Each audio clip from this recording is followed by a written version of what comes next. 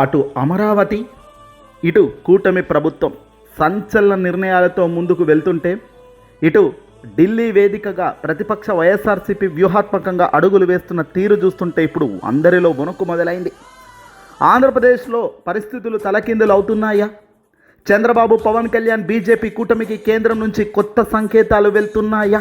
మొన్నటి వరకు వైసీపీ ఎంపీల బృందం నేరుగా కేంద్ర హోంశాఖ అమిత్ షాను కలవడం, నేడు ఏకంగా కేంద్ర మంత్రి కిషన్ రెడ్డి గారితో భేటీ కావడం రాజకీయ వర్గాల్లో ఇప్పుడు పెద్ద తుఫాను రేపుతోంది. జగన్మోహన్ రెడ్డి గారి మార్క్ స్కెచ్ వెనక ఉన్న అసలు ప్లాన్ ఏంటి అనే గుబులు మొదలైంది. కూటమి ప్రభుత్వ నిర్ణయాలు, వైసీపీ ఆరోపణలు, అమిత్ షా ఇచ్చిన అపాయింట్మెంట్ వెనక దాగి ఉన్న అసలు రాజకీయ అర్థం ఏమిటి? ఇదిగో ఈ వీడియోలో స్పష్టంగా తెలుసుకుందాం. వీడియోని చివరి వరకు చూస్తూ లైక్ కొట్టి సబ్స్క్రైబ్ చేసుకోండి. ఆంధ్రప్రదేశ్ ఎన్నికల ఫలితాలు వచ్చినప్పటి నుంచి రాష్ట్రంలో రాజకీయం రోజు రోజుకు చాలా తీవ్రంగా మారుతూనే ఉంది. ఈ క్రమంలో వైసీపీ అధినేత వైఎస్ జగన్మోహన్ రెడ్డి గారు ఒక కీలకమైన నిర్ణయం తీసుకున్నారు. రాష్ట్రంలో జరుగుతున్న పరిణామాలను కేవలం స్థానిక వేదికలకే పరిమితం కాకుండా నేరుగా దేశ రాజధాని ఢిల్లీకి తీసుకెళ్లాలని ఆయన పక్కా ప్లాన్ వేశారు. వైవి సుబ్బారెడ్డి, మిథున్ రెడ్డి రాజ్యసభ, లోక్సభ ఎంపీలతో కూడిన ఒక బృందాన్ని తయారు చేసి ఢిల్లీలో ల్యాండ్ అయింది. ఇది ఎంత వీళ్ళు కేవలం వినతి పత్రాలు ఇవ్వడమే కాదండి, కేంద్రంలోని అత్యంత కీలకమైన నేతలను వరుసగా కలుస్తూ పోతున్నారు. మొట్టమొదటిగా కేంద్ర హోంశాఖ మంత్రి అమిత్ షాతో మొదలెట్టిన ఈ భేటీ ఆ తర్వాత ఎంపీల బృందం సుదీర్ఘంగా సమావేశమైంది. ఆ తర్వాత తెలంగాణ బీజేపీ అధ్యక్షుడు కేంద్ర మంత్రి కిషన్ రెడ్డిని కూడా కలిసి వాళ్ళ రాష్ట్రంలో ఆంధ్రప్రదేశ్లో పరిస్థితులపై సమగ్ర నివేదికను అందజేశారు.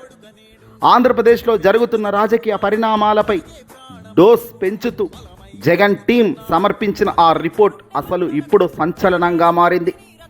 వారు లేవనెత్తిన ప్రధాన అంశాలు ఏంటో చూస్తే కూటమి గుండెల్లో గుబులు మొదలవుతున్నాయి. వైసీపీ ఎంపీలు కేంద్ర మంత్రులకు అందజేసిన నివేదికలో ప్రధానంగా 4 అంశాలను ప్రస్తావించారు. అందులో మొట్టమొదటిది వాళ్ళ అధినేత అంటే వైఎస్ జగన్మోహన్ రెడ్డి గారి భద్రతా విషయం. మాజీ ముఖ్యమంత్రి వైసీపీ అధినేత జగన్మోహన్ రెడ్డి గారికి Z+ కేటగిరీ భద్రత ఉంది. అయితే కూటమి ప్రభుత్వం అధికారంలోకి వచ్చాక ఆ భద్రత విషయంలో తీవ్ర నిర్లక్ష్యం చేస్తుందని ఎంపీలు ఆరోపించారు. ఇటీవల ఆయన దేవరపల్లి లేదా ఇతర ప్రాంతాల పర్యటనకు వెళ్ళినప్పుడు తగినంత పోలీస్ బందోబస్తు కల్పించలేదు. ఇక్కడ పోలీసులు విఫలమయ్యారు. ఇది ఆయన ప్రాణాలకే ప్రమాదకరమని నేరుగా అమిత్ షా దృష్టికే ఎంపీలు తీసుకెళ్లారు. రాజకీయ కక్ష సాధింపులు, లాకప్ డెత్తులు, రాష్ట్రంలో శాంతి భద్రతలు ఏ స్థాయిలో ఉన్నాయో చెప్పే అంశాలు, ఘటనలు చాలా జరిగాయి ఈ మధ్యకాలంలో. దీంతో పూర్తి స్థాయిలో శాంతి భద్రతలు క్షీణించాయని వైసీపీ బలంగా ఆరోపిస్తుంది.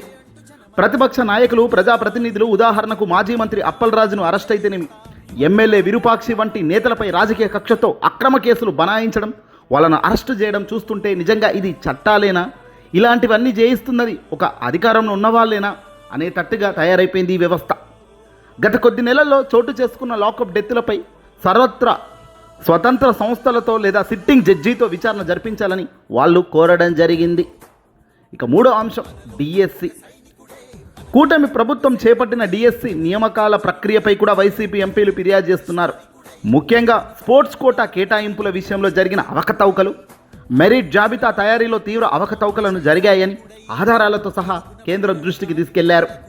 దీనిపై సిబిఐ లేదా కేంద్ర దర్యాప్తు సంస్థలతో విచారణ జరిపించాలని కూడా విజ్ఞప్తి చేశారు.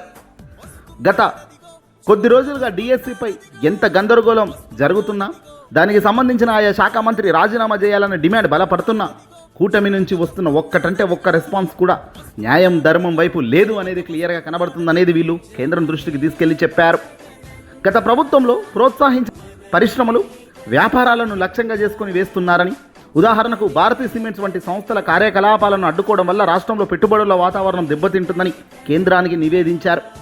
ఇక్కడ ఇదే కాదు, కేవలం భారతీయ సిమెంట్స్ అనేది మాత్రమే ప్రస్తావించకుండా మిగతావి సంస్థల పేర్లు కూడా ఇక్కడ పొందుపరిచి ఉంటే బాగుండేది చాలామంది చెప్తున్నారు.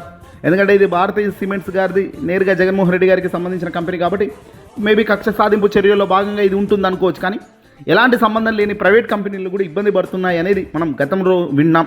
మరి ఆ పేర్లను కూడా ఇక్కడ కేంద్రం దృష్టికి చెప్పారా లేదా అన్నది ప్రాపర్గా లేదు.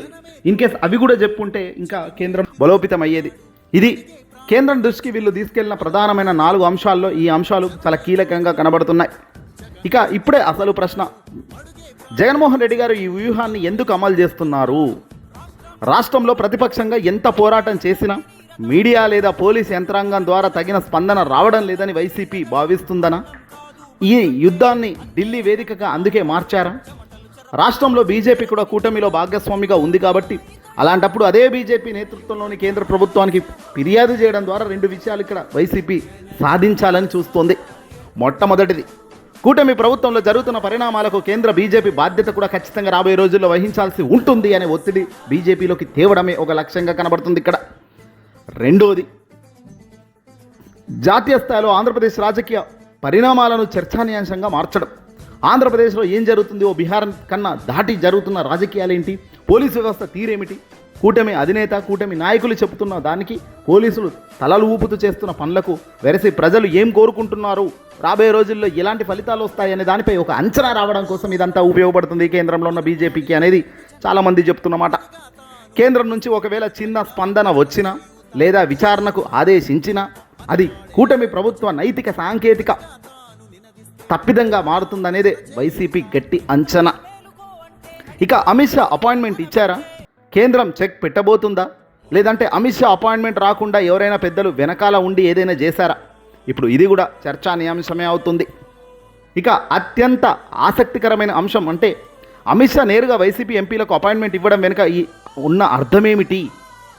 జనరల్గా అధికారంలో ఉన్న వాళ్ళు ప్రతిపక్షం అంటే వాళ్ళకు అపోజిట్లో ఉన్న పార్టీలకు సంబంధించిన నాయకులకు అంత ఈజీగా రానివ్వరు, అంత ఈజీగా వాళ్ళతో భేటీ కారు, అంత ఈజీగా వాళ్ళు ఇచ్చే కంప్లైంట్స్ని తీసుకోరు, అంత ఈజీగా వాళ్ళని కూర్చోబెట్టి మాట్లాడరు. కానీ ఇక్కడ వెరాజ్ అమిత్ షా గారు నేరుగా వైసీపీ ఎంపీలతో చర్చలు జరిపారు. వాళ్ళు చెప్పే ప్రతి అంశాన్ని చాలాసేపు విన్నారు. లిఖితపూర్వకంగా వాళ్ళు తీసుకొచ్చిన కాగితాలు అన్నిటిని తీసుకున్నారు. కేంద్రం నిజంగానే కూటమికి చెక్ పెట్టే ఆలోచనలో ఉందా? ఈ అంశాన్ని నిష్పక్షపాతంగా మాట్లాడారు. ఈ అంశాన్ని కనుక చూస్తే కేంద్ర హోంమంత్రిగా దేశంలోనే ఏ రాష్ట్రంలో ఏదైనా కూడా ప్రతిపక్ష ఎంపీలు వినతి పత్రం ఇవ్వడానికి సమయం కోరితే అపాయింట్మెంట్ ఇవ్వడం ఒక సాధారణ పరిపాలనా విధానమైన నియమం. ముఖ్యంగా Z+ సెక్యూరిటీ ఉన్న నాయకుడు భద్రత గురించి ఫిర్యాదు వచ్చినప్పుడు హోంశాఖ దానిని ఖచ్చితంగా స్వీకరించాల్సిన పరిస్థితి ఉంటుందట. కాబట్టి కేవలం అపాయింట్మెంట్ లభించినంత మాత్రాన కేంద్రం కూటమిపై చర్యలు తీసుకుంటుందని అయితే అనుకునే దానికి వీల్లేదు. ఇక రెండో కోణం, జాతీయ పార్టీ అయిన బీజేపీ ఎప్పుడు ప్రాంతీయ పార్టీలతో సంబంధాలను పూర్తిగా తెంచుకునే పరిస్థితికి పోదు, ఆ ధైర్యం చేయదు. ఆంధ్రప్రదేశ్లో టీడీపీ జనసేనలతో పొత్తు ఉన్నప్పటికీ వైఎస్ఆర్సీపీతో కూడిన కమ్యూనికేషన్ మార్గాలను తెరిచి ఉంచడం ఢిల్లీ పెద్దల రాజకీయ శైలికి ఇది ఒక అద్దం లాంటిది. తమ భాగస్వామ్య పక్షాలకు కూడా హద్దులు దాటకుండా ఒక రకమైన చెక్ అండ్ బ్యాలెన్స్ నిర్వహించడానికి మాత్రం ఇటువంటి భేటీలు ఉపయోగపడుతుంటాయి. ఇక అమిత్ షా ఈ ఫిర్యాదులపై స్పందిస్తూ విషయాన్ని పరిశీలించి తగిన వివరాలు తెప్పించుకుంటామని ఎంపీలకు హామీ కూడా ఇచ్చారట. అంటే కేంద్రం ఈ అంశాలను చాలా అంతర్గతంగా పరిశీలించే అవకాశం లేకపోలేదు. తప్పులు చేస్తూ పోతున్నప్పుడు సరిదిద్దాల్సిన అవకాశం ఛాన్సెస్ ఉన్నప్పుడు అక్కడే క్లియర్ చేసుకోవాలి. రాబోయే రోజుల్లో దీన్నే పెద్దగా సునామీ చేసుకుంటేనే ఇబ్బంది. మొత్తం మీద చూస్తే ఢిల్లీ వేదికగా వైసీపీ చేసిన ఈ దండయాత్ర ఆంధ్రప్రదేశ్ రాజకీయాల్లో ఒక కొత్త చర్చకు తెరలేపింది. కూటమి ప్రభుత్వంపై ఒత్తిడి పెంచడంలో వైసీపీ మొట్టమొదటి అడుగు బలంగానే వేసింది. అయితే ఈ ఫిర్యాదుల ఆధారంగా కేంద్ర హోంశాఖ ఎలాంటి సమీక్ష జరుపుతుంది, రాష్ట్ర ప్రభుత్వానికి ఎలాంటి సూచనలు చేస్తుంది అనేది ఖచ్చితంగా రాబోయే రోజుల్లో తేలాల్సిన పరిస్థితి ఉంటుంది. అటు అధికార పార్టీకి సంబంధించిన కూటమి దీనిని వైసీపీ ఆత్మరక్షణ పోరాటంగా కొట్టిపారేస్తుంటే ఇటు వైసీపీ మాత్రం తమ పోరాటానికి ఢిల్లీలో గుర్తింపు లభించిందని ఆనందపడుతుంది. ఢిల్లీ వేదికగా జరుగుతున్న ఈ రాజకీయ పరిణామాలపై పక్కా ప్లాన్లు కనబడుతున్నాయి. రాబోయే రోజుల్లో ఎలాంటి మార్పులు తిరుగుతాయో చూడాలి. వైసీపీ వ్యూహం ఫ్యూచర్లో వర్కౌట్ అవుతుందా? మీ ఆలోచనలను కింద కామెంట్ సెక్షన్లో పంచుకోండి. మరిన్ని పొలిటికల్ అప్డేట్స్ కోసం మా ఈ ఛానల్ సబ్స్క్రైబ్ చేసుకోండి.